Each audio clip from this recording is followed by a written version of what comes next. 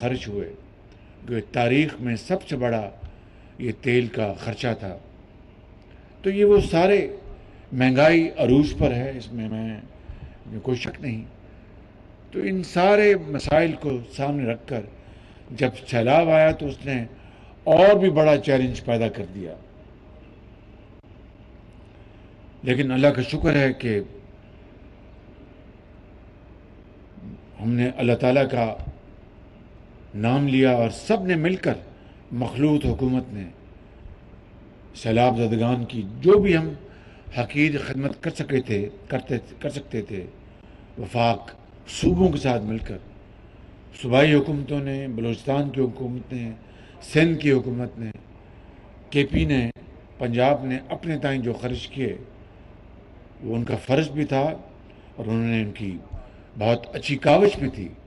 لیکن وفاق نے بے نظیر انکم سپورٹ پروگرام کے ساتھ جو این ڈی ایم اے نے جو رقوم خرچ کی، وہ 100 ارب روپے سے تجاوز کر گئے۔ 100 ارب روپیہ یہ وفاق نے خرچ کیا، لیکن ابھی کئی 100 ارب اور چاہیے۔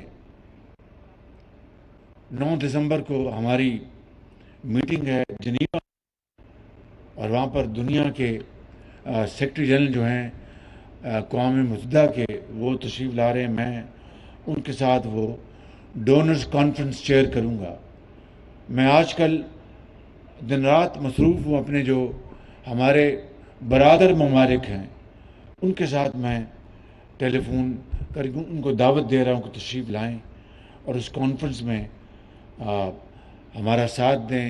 آپ کی، ان کی وہاں پر موجودگی سے دنیا کے ممالک کو حوصلہ ملے گا کہ پاکستان کے برادر دوست ممالک وہاں پر موجود ہیں۔ کل ہی میں نے بات کی جناب انور ابراہیم جو ملیشیا کے نئے وزیر اعظم منتخب ہوئے ہیں، وہ کوئی پاکستان میں وہ کئی مرتبہ آ چکے ہیں، انہوں نے جیلیں کاٹیں، بڑی قربانیاں دی انہوں نے۔